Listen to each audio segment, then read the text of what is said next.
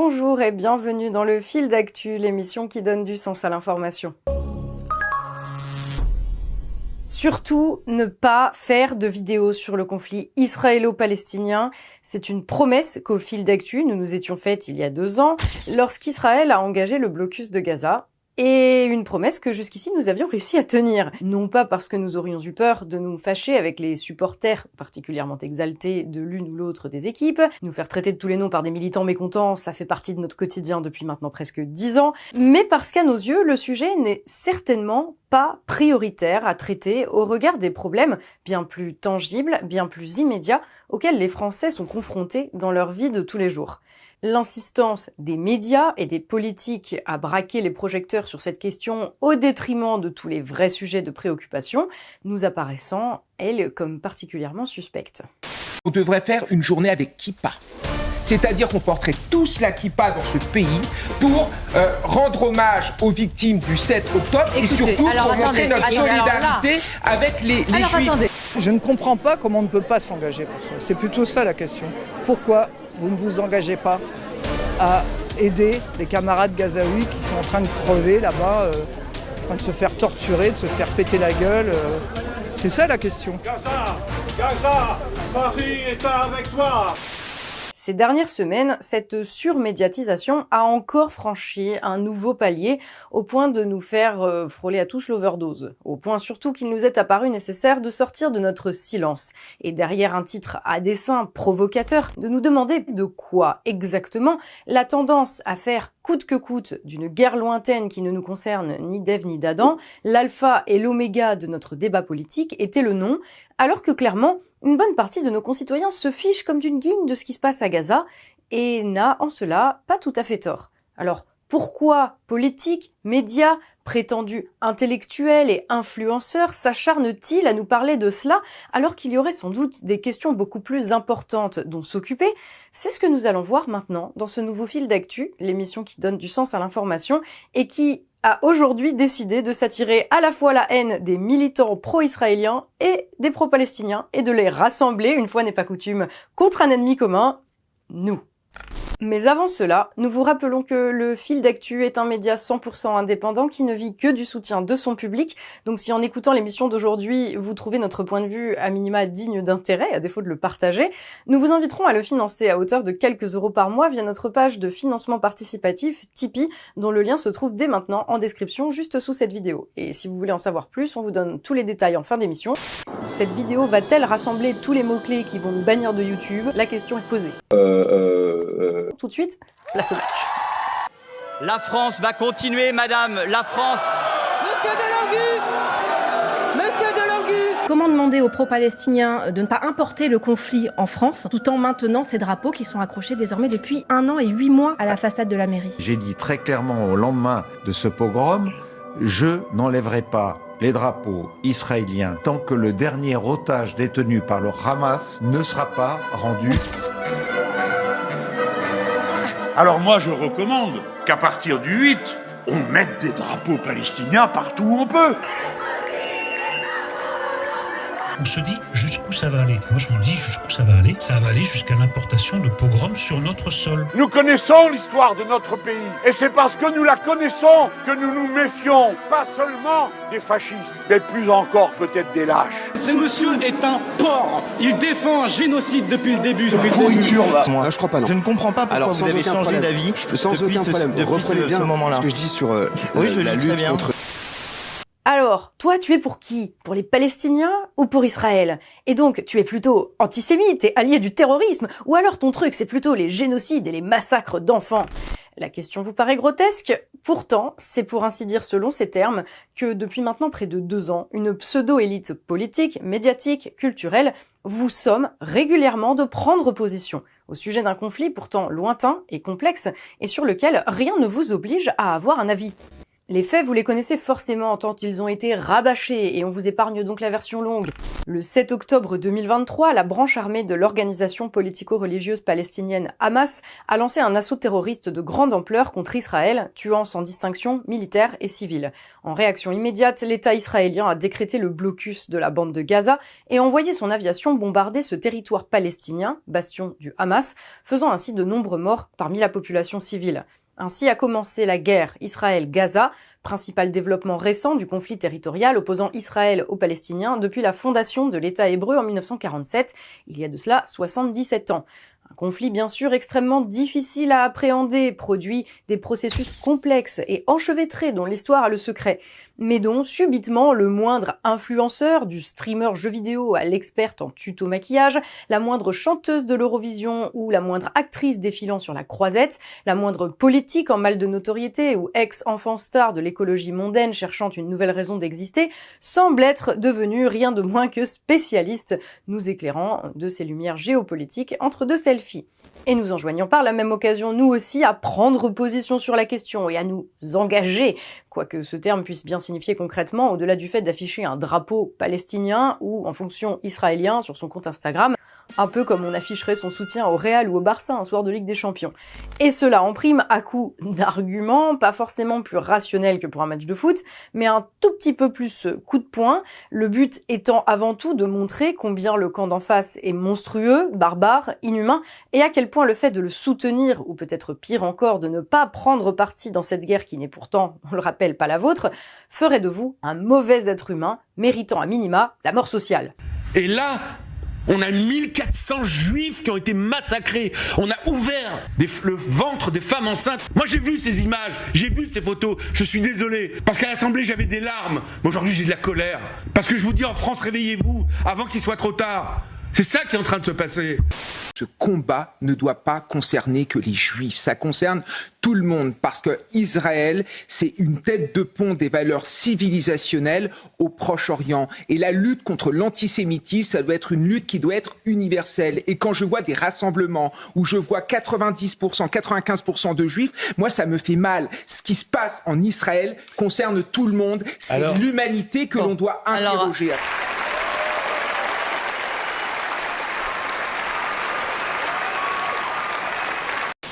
Mais il faut voir le contexte, c'est les élections européennes. Alors, la grande trouille qu'ils ont. On croyait en avoir fini, ça fait 3 ans qu'on les bombarde, nuit et jour. Et là, je parle de bombardements verbaux, je ne parle pas, hélas, du martyre que sont en train de souffrir tous ces pauvres gens, encore à l'heure à laquelle on parle. Mais ceux qui ne le comprennent pas, ont-ils définitivement quitté les rangs de l'humanité? Ont-ils cessé définitivement de ne plus être un être humain? Ça n'a plus rien à voir avec la politique d'avoir un instant de cœur pour pleurer en voyant des enfants mourir. Et je vais vous parler bien cru, bien dru. Si vous laissez les listes des partisans de fermer les yeux sur les crimes ou de les approuver, si vous laissez ces listes-là, le 9 juin, l'emporter, c'est à votre propre dignité que vous ferez offense. Car vous aurez permis aux criminels et à leurs amis de marquer un point contre vous. Votre bulletin de vote, c'est votre dignité personnelle.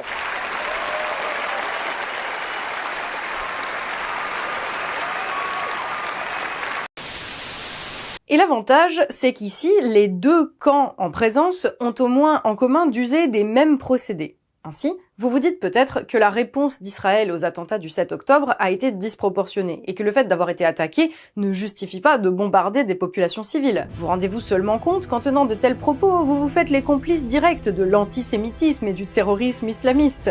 Comment pouvez-vous dire cela alors que, quand même, le Hamas a violé des femmes, décapité des bébés et peut-être même mis leur tête dans des fours? Comment pouvez-vous cautionner cela en sachant en plus combien les Juifs ont déjà terriblement souffert à travers l'histoire? Comment pouvez-vous de la sorte justifier les pogroms et peut-être même les chambres à gaz? Si c'est vrai, c'est très grave. Vous aimez les Juifs et les Israéliens en pyjama rayé. Vous les aimez pas quand ils sont militaires et qu'ils se battent pour leur survie. Diffamation et demi.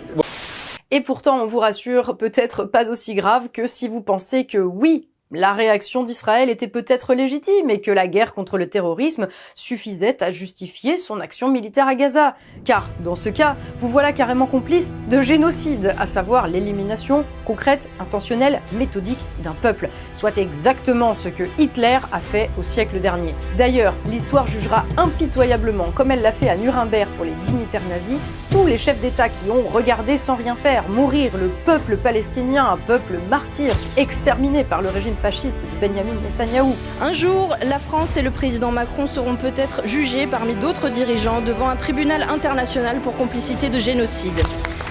Le temps de la justice est celui du temps long, mais en attendant, chaque jour, des vies humaines sont anéanties. Les Insoumis mettent en avant beaucoup ce fait historique, ce fait qui restera dans les mémoires. Ils ont raison. Les manuels d'histoire, s'il y en a encore dans 50 ans, et si ils sont encore un peu capables d'objectivité, reconnaîtront que ceux qui ont pris la mesure de ce qui se passait en France, dans le champ, dans l'offre politique française, c'est les Insoumis. L'histoire les honorera. Voilà. Alors oui, il faut le reconnaître, en matière de communication victimaire au service d'une propagande de guerre, les soutiens des Palestiniens ont désormais une longueur d'avance. Un exploit quand on sait qu'en face, les pro-israéliens ont longtemps compté parmi les champions de la discipline, en faisant du chantage à l'antisémitisme, l'un des principaux ressorts du soutien international à la politique de déploiement territorial de l'État hébreu. Mais fondamentalement, la recette reste la même des deux côtés. Chantage aux émotions, culpabilisation du public, et pour appuyer tout cela, parce que les faits en eux-mêmes ne suffisent pas, mensonges et exagération systématiques. Parce qu'en temps de guerre, dans un endroit où a priori on ne va pas aller nous-mêmes vérifier ce qui est vrai ou pas, plus c'est gros, plus ça passe. Et plus encore, si les discours se focalisent sur ceux qui constituent dans ce genre de cas les parfaites victimes, innocentes et pures, les enfants, les plus jeunes possibles, de préférence même encore au berceau. Quoi de mieux en effet pour faire pleurer dans les chaumières que la photo partagée sur son compte X par le premier secrétaire du Parti Socialiste d'une femme pleurant sur le corps martyrisé de ses 5 bébés enveloppés dans leur linceul. Et qu'importe si cette image a été entièrement générée par une intelligence artificielle.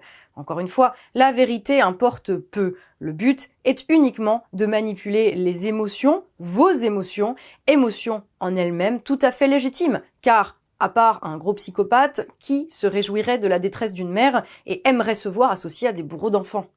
Dès lors, pour gagner la guerre de la com, faire dans la surenchère devient essentiel.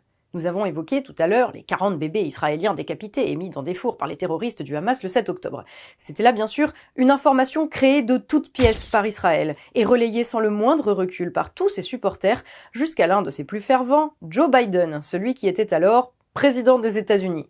Je n'avais jamais pensé que je verrais des photos de terroristes décapitant des enfants. Je n'ai jamais pensé que je verrais cela. Aucune cause ne justifie que l'on assassine, que l'on décapite, que l'on brûle des hommes, des femmes, des enfants et des bébés. Des bébés. Plus de 40 enfants et bébés décapités. Mon métier, c'est de commenter, mais là, je peux pas. Non, c'est trop dur. Bon. Et Eric, vous vouliez quand même dire un mot. Repris des êtres vivants dans un four, ça s'appelle du nazisme. Comment vous pouvez aller à une manifestation avec des autocollants? C'est salaud. Non. C'est horrible. Il y a eu plus d'une vingtaine d'interpellations des personnes qui, pour les services de monsieur le garde des Sceaux, répondront au slogan sur les bébés décapités qui n'existent pas.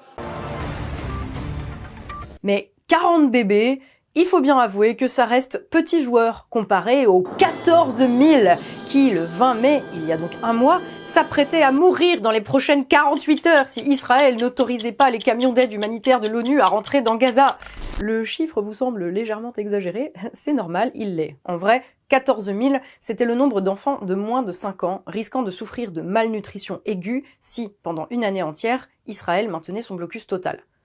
Rien à voir donc. Cela n'a pourtant pas empêché tous les députés de la France insoumise, la dirigeante des écologistes, Marine Tondelier, mais aussi des médias supposément sérieux, comme le Nouvel Observateur, de partager cette information délirante, relayée ensuite par des hordes de militants sur les réseaux sociaux, sans que sa véracité ne soit jamais questionnée.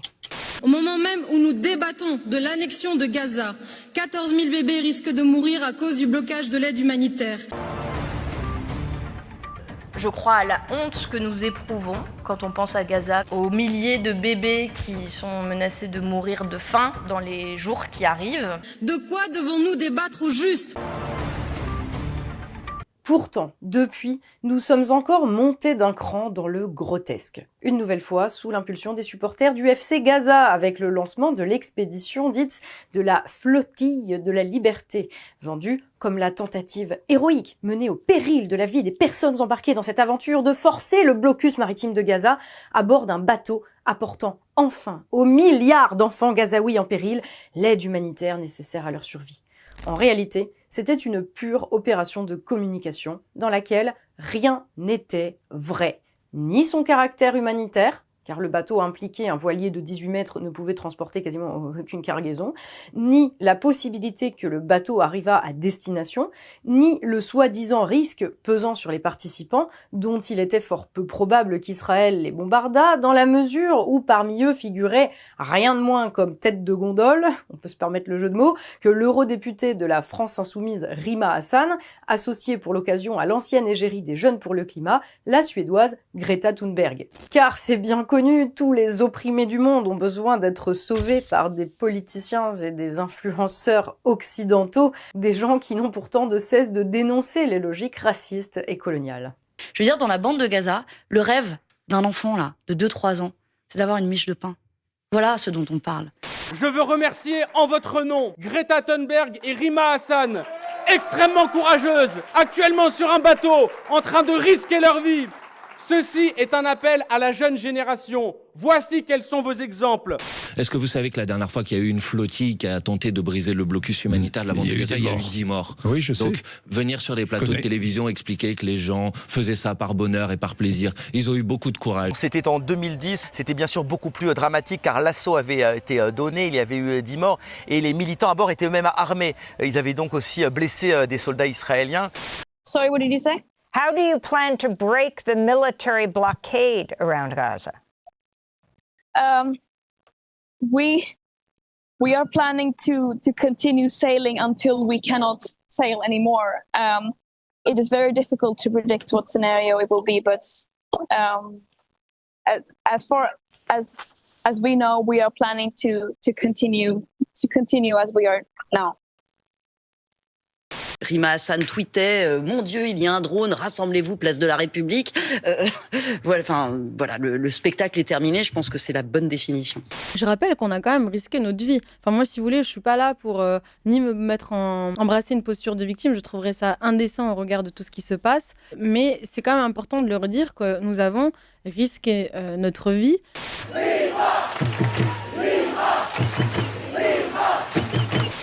Il se peut qu'on soit menotté pendant 7 à 9 heures à bord du navire sans pouvoir boire, manger, aller aux toilettes. On international waters, we were illegally attacked and kidnapped by Israel.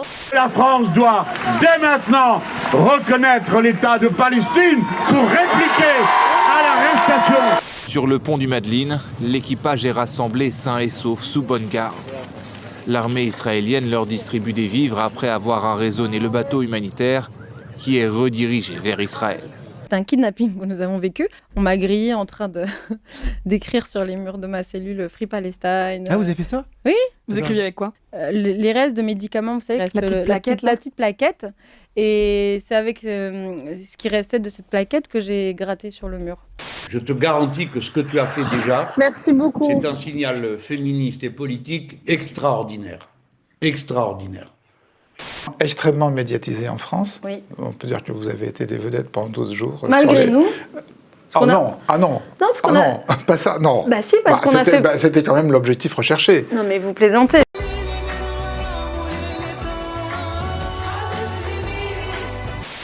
Hello tout le monde, là je suis à la cuisine moi ce soir, donc on est 12 à bord du navire, on va faire en entrée des petites salades. Nous n'avons plus de nouvelles de Rima Hassan à cette heure où je vous parle parce Depuis quelle heure depuis le milieu de la nuit à peu près.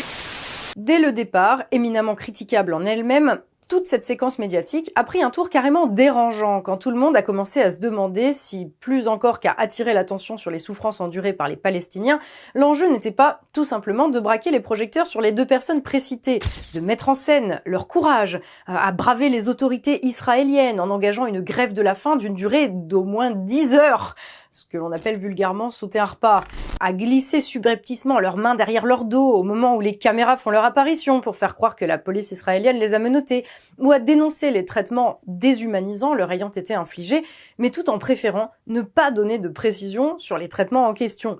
Tout cela, bien sûr, encore et toujours relayé par des milliers de comptes de militants politiques, appelant à sortir dans toutes les rues de France pour empêcher que Rima et Greta ne soient torturés et assassinés dans les geôles fascistes d'Israël. Libérez la flottille pour Gaza! Ce sont désormais des otages? Oui, ce sont des otages, ils sont retenus contre leur gré. 8 des 12 membres de l'équipage qui sont toujours détenus en Israël après avoir refusé leur expulsion. C'est le cas d'ailleurs de Rima Hassan. Elle a en effet indiqué aux autorités israéliennes qu'elle refusait de se faire rapatrier. Jean-Luc Mélenchon qualifiait les membres de la flottille d'otages du gouvernement israélien, des otages qui veulent rester donc. Souvenez-vous que s'ils vous ont menti ce jour-là, c'est que tout le temps ils sont prêts à vous mentir. Tout le temps ils sont prêts à vous bourrer le crâne. Tout le temps ils sont prêts à vous voir baisser les yeux parce qu'ils ne travaillent que pour ça. Qu'est-ce que l'idéologie de la pensée embarquée? Que font ces gens? Ils vous injectent le virus de la soumission. En bref, une gigantesque farce narcissique n'ayant plus grand-chose à voir, ni de près ni de loin, avec le sujet de départ, soit les horreurs bien réelles de la guerre, étouffées par le spectacle médiatique supposé les dénoncer. Et d'une certaine manière, on pourrait se dire que l'on vient de résumer ce qui fait de la manière dont la guerre à Gaza et au-delà tout le conflit israélo-palestinien est traité dans la sphère politico-médiatique un véritable problème. Au mieux, ce traitement ne permet absolument pas de comprendre les enjeux réels de cette guerre, et le plus souvent, il vient carrément en brouiller, en parasiter la compréhension. Et clairement, le conflit israélo-palestinien mérite mieux que ça, car pour qui souhaite vraiment s'y intéresser, le sujet est sans nul doute éminemment passionnant, tant les questions territoriales, historiques, géopolitiques, religieuses ou autres qu'il soulève sont, nous l'avons dit, complexes. Partant de là, nous pourrions donc nous lancer dans la suite de ce fil d'actu dans une analyse détaillée du conflit, de ses tenants et de ses aboutissants, dans une vidéo de 4 heures, et des enjeux qui y sont liés, depuis le plan de partage de la Palestine, ancien protectorat britannique, la création de l'État juif en 1947 jusqu'à nos jours. Après tout, notre travail, c'est de donner du sens à l'information.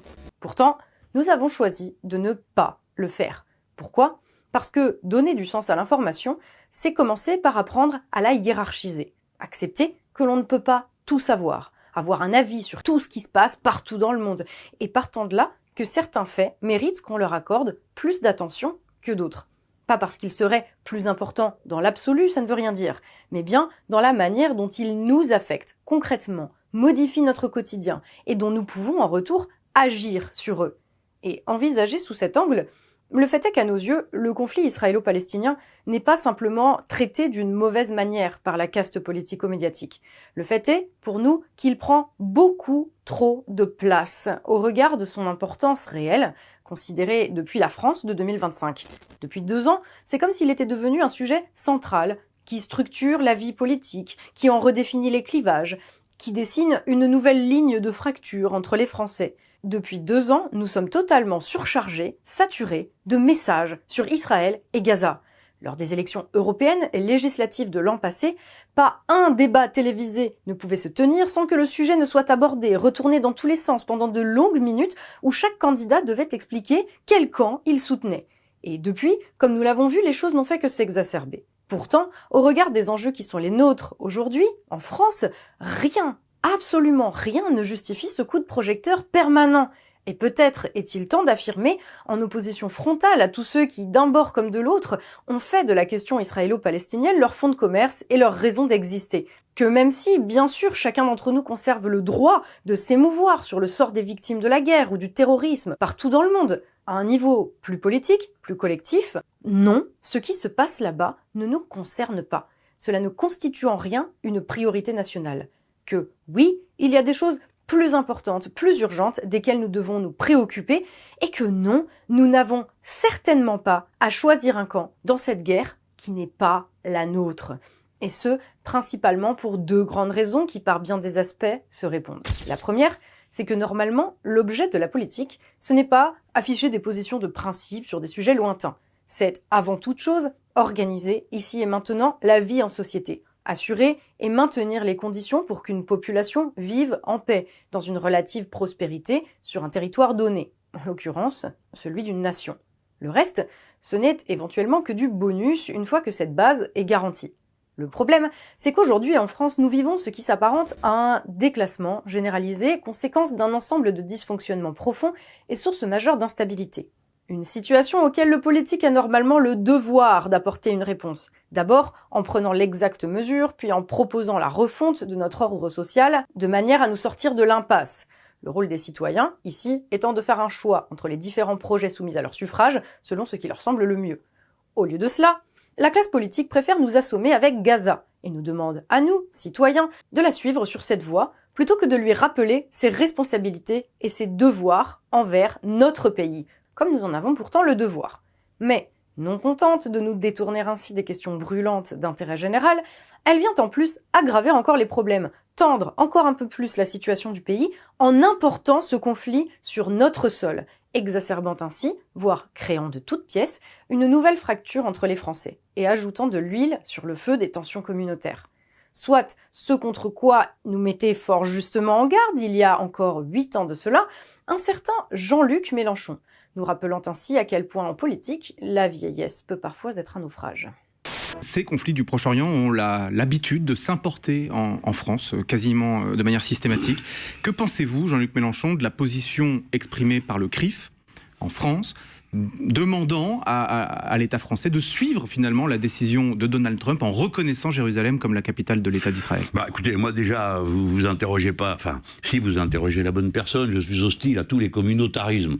Celui du CRIF est particulièrement agressif parce que non seulement il a des prétentions communautaristes que je ne supporte pas, que ce soit pour le CRIF ou n'importe quelle autre communauté. Mais en plus, c'est le Conseil représentatif des institutions juives de France. Tu parles Conseil représentatif de quoi? De rien du tout, et des institutions qui n'existent pas. C'est une association communautaire qui en plus manie un rayon paralysant. Dès que quelqu'un ose dire quelque chose qui lui plaît pas, pouf, vous voilà repeint en antisémite, et on dit, vous n'êtes pas invité au dîner, mais je m'en fous, moi j'ai pas envie d'y aller. Donc on met les choses à leur place. Je pense que tous les Français, quelle que soit leur religion et leur culture, doivent épouser le point de vue de la patrie sur ce sujet. La condition pour que nous vivions bien ensemble, c'est de ne pas importer les conflits qui arrivent de l'extérieur. Enfin, ici, c'est la Seine, c'est pas le Jourdain. Bon, donc on n'a aucune raison de se taper dessus pour une histoire qui est déjà assez embrouillée comme ça. Et deuxièmement... Mais ça vaut pour tout le monde, hein, évidemment, ce que vous dites. Évidemment que ça vaut pour tout le monde. Évidemment que ça vaut pour tout le monde. Ici, c'est la France, je le dis à tout le monde. Et donc, nous devons aider notre pays à avancer dans la voie qu'il a choisie, c'est-à-dire la création de 2 États, la paix, le respect mutuel. Voilà, ça, c'est des... Alors, je sais, ça peut paraître angélique, hein, mais je m'en fous. C'est un chemin de crête, mais c'est le chemin des Français. Alors oui, Jean-Luc, ici c'est la Seine, pas le Jourdain. Ce qui nous amène à notre deuxième point, à savoir que si la situation dans les territoires palestiniens ou en Israël n'est certainement pas la priorité pour la France et pour les Français, le contraire est vrai également. Et à Tel Aviv, comme à Gaza, tout le monde se contrefiche de l'avis de Jean-Luc Mélenchon, de celui de ses militants et de celui d'à peu près chaque Français. Le gouvernement israélien, tout comme l'autorité palestinienne, font ce qu'ils estiment avoir à faire, selon ce qu'ils estiment être leurs intérêts. Et aucune manifestation parisienne, aucun rassemblement en place de la République, aucune pétition et aucun drapeau affiché sur Instagram n'y changera quoi que ce soit. Et ce qui est tout de même un petit peu plus gênant, aucune position officielle prise par la France ne sera à même de hâter une quelconque résolution du conflit. Malheureusement. Car si, à une certaine époque, la voix de la France était sans conteste écoutée et respectée à l'international, c'est hélas de moins en moins le cas aujourd'hui. Et tant que la France, en tant que nation, continuera de décliner, faute de projets politiques à même de la remettre sur les rails, il n'y a absolument aucune chance que cette tendance s'inverse. Ce qui nous ramène à notre premier point. Avant d'aller faire la leçon au monde entier, la France doit commencer par ranger sa chambre. Avant d'espérer peser à nouveau sur la scène internationale, elle doit d'abord renouer avec la prospérité et la stabilité. Avant d'aller jouer au casque bleu, elle doit déjà être en mesure de garantir la paix civile et la sécurité de ses citoyens derrière ses propres frontières. Moralité, Même si la question israélo-palestinienne est quelque chose qui vous préoccupe particulièrement, si vous aspirez vraiment à ce que les choses bougent et que votre but n'est pas simplement d'afficher une posture morale, alors, plutôt que d'agiter les bras et de saouler tout le monde, commencez par vous occuper véritablement de politique. C'est-à-dire, demandez-vous comment votre pays pourrait aujourd'hui renouer avec la grandeur et si vous en avez l'occasion, exhortez les hommes politiques à travailler à cela et à remplir enfin le rôle qu'ils sont supposés jouer et pour lequel ils sont grassement payés par la collectivité. Car c'est uniquement à ce prix que la diplomatie française pourra à nouveau être considérée comme sérieuse dans le monde. D'ici là, tout ce que vous pourrez dire, tout ce que les politiques pourront dire, tout ce que le président de la République pourra dire et tout ce que les influenceurs pourront dire ne servira absolument à rien et restera pure démonstration d'impuissance et source de discrédit aux yeux du monde entier. Et tout cela nous amène bien sûr à nous poser la question du pourquoi. Pourquoi nos médias, nos soi-disant intellectuels, nos influenceurs et pire encore nos politiques s'acharnent-ils à placer au cœur du débat public un sujet lointain sur lequel ils ne peuvent avoir strictement aucun impact? À cette question, il y a les réponses en apparence évidentes, mais qui en réalité n'expliquent rien. Parce qu'ainsi, ils pourraient gratter des adhésions, de la notoriété et des voix aux prochaines élections. Sauf qu'en réalité, il n'y a pas si longtemps, les partis n'avaient pas besoin de cela pour engranger des votes. Au contraire, même parler de conflits régionaux lointains dans un pays en crise, c'était l'assurance d'apparaître comme totalement déconnecté des problèmes réels des Français et se faire sévèrement sanctionner dans les urnes à l'échéance électorale suivante. Et encore aujourd'hui, il apparaît clairement que si ceux qui ont un avis sur le sujet font énormément de bruit à son propos, le conflit israélo-palestinien ne constitue pas une préoccupation majeure pour une immense majorité d'entre nous, sans quoi tous ces gens n'auraient d'ailleurs pas autant besoin de raconter n'importe quoi pour nous forcer à nous y intéresser. On se dit jusqu'où ça va aller. Moi, je vous dis jusqu'où ça va aller. Ça va aller jusqu'à l'importation de pogroms sur notre sol. C'est-à-dire qu'un jour, il va pousser les choses tellement loin qu'il y aura une union des cellules dormantes islamisées en France avec, vous savez, tous les petits bourgeois là, qui jouent à se donner des frissons sous le nom de Black Bloc, et puis quelques nervis et quelques délinquants des banlieues. Et tout ça va se terminer contre des agressions encore plus violentes qu'elles ne se déroulent aujourd'hui contre la communauté. Pour pousser les Juifs à quitter leur pays. C'est même pas ça qu'il vise. Il a trouvé un bouc émissaire. Et la Palestine était un indicateur. C'est aussi, je pense, une façon pour les racistes en Occident de jauger à quel point la population était capable d'accepter un génocide en cours, simplement parce que ce sont des Arabes ou identifiés comme tels, ou des musulmans ou musulmanes supposés. Et je pense que la Palestine, en ce sens-là, et c'est pour ça qu'on a dit dès le départ, c'est aussi un enjeu pour l'humanité. Et pas seulement un slogan, c'est parce que réellement, si on était capable d'accepter ce génocide en cours, ça peut avoir des répercussions énormes pour la suite. Alors pourquoi font-ils cela ?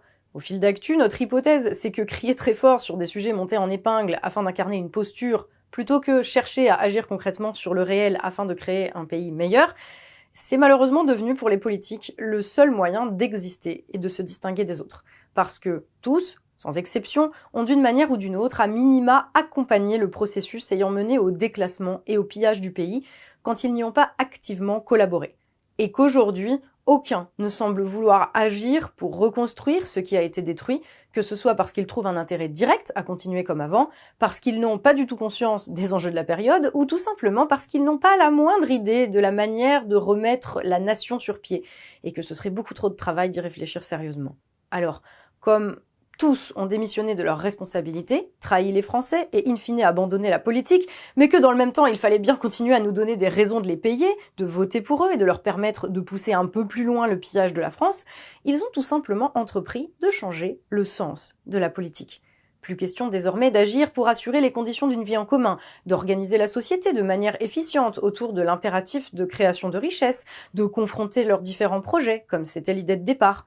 Dorénavant, faire de la politique se résume à incarner de vagues principes en soutenant en parole des causes supposées les représenter.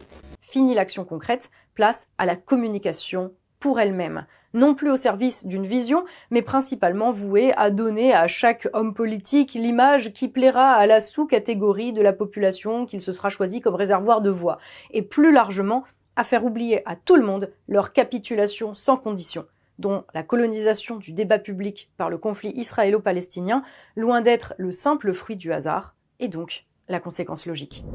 Le problème pour eux, c'est que fatalement, la manœuvre finira par se retourner contre eux. Car à trop nous prendre pour des idiots, à se dire qu'ils pouvaient nous amener à ne surtout pas réfléchir en nous manipulant systématiquement par l'émotion et le chantage aux enfants morts, ils en sont venus à appauvrir leurs propres capacités intellectuelles et à ne plus être capables d'apporter une quelconque explication satisfaisante aux événements à l'œuvre. Et quand les sujets secondaires s'effacent devant les vrais enjeux, ne serait-ce que sur le plan géopolitique, lorsque le conflit régional, dont on nous rebat les oreilles à longueur de journée, laisse place à un affrontement direct entre les États-Unis et l'Iran, prenant tout son sens dans un contexte de lutte suprémaciste entre le bloc occidental sous leadership américain et les BRICS, contexte dans lequel la première puissance mondiale n'a guère d'autre choix que la fuite en avant, malgré les promesses faites par son président nouvellement élu à son propre peuple. À ce sujet, on vous renvoie à nos récentes vidéos dont vous trouverez le lien en description de celle-ci. Alors, les explications, les arguments, les tentatives d'expliquer le réel demeurent, alors que la situation exige beaucoup mieux que cela, aura des pâquerettes. D'un côté, Trump, le nazi fou allié qui veut déclencher la Troisième Guerre mondiale, et de l'autre, les barbares islamistes qui voilent les femmes et pendent les homosexuels, et choisis ton camp, camarade. Encore, toujours, le spectacle et l'émotion qui prennent le pas sur la réflexion et la logique. À la trahison des intérêts de la France et des Français vient s'ajouter la trahison de l'intelligence collective.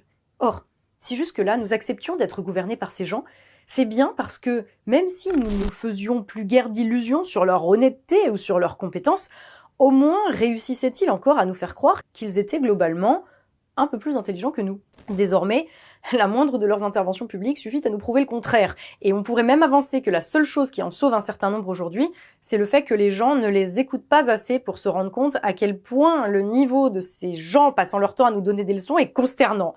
Alors, combien de temps encore le pays pourra-t-il être gouverné, pas simplement par des voleurs et des menteurs, mais de plus en plus, il faut le dire, par des débiles profonds incapables d'aligner correctement 3 mots ou de construire un argumentaire basique? La question pour l'heure reste sans réponse.